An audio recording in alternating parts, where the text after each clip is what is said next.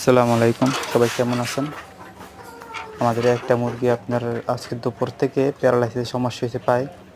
আপনার একটা পায়ে আপনার পায়ের আঙুলগুলো বাঁকা হয়ে গেছে, যার কারণে দাঁড়াতে পারতেছে না।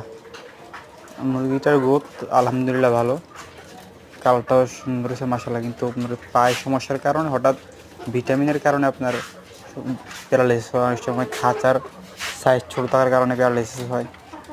আপনার বিভিন্ন কারণে আপনার মুরগি প্যারালাইসিস হয়ে থাকে।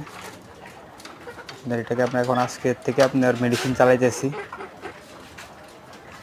আপনার প্যারালাইজ হলে মুরগি কিন্তু খাবার খেতে পারে না, আপনার দাঁড়াতে পারে না, যার কারণে খাবারও খেতে পারে না।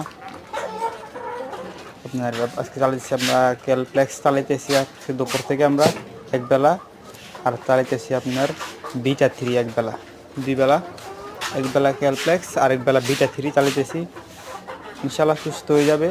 আর আপনারা আপডেট জানতে পারবেন প্যারালাইসিসে বিটা-3 আর ক্যালপ্লেক্স কীরকম কাজ করে জানতে পারবেন ইনশাল্লাহ। আর সবাই দোয়া করবেন আমাদের মুরগিটার জন্য। এই হচ্ছে আমাদের পুরো খামার।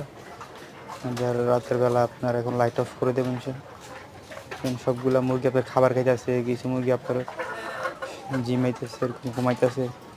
দেখেন রাতে আপনার যারা প্যারেন্টসের রুমে রাতে অবশ্যই আপনারা লাইট দিবেন 9টা থেকে 9:30 পর্যন্ত, তাহলে মুরগি দ্রুত বড় হবে এবং ডিমে আপনার সঠিক সময় মুরগি ডিমে আসবে। এটা আছে আমাদের হেজা, এখানে কিছু আছে দেশি পাহাড়ি গলাচিলা আছে।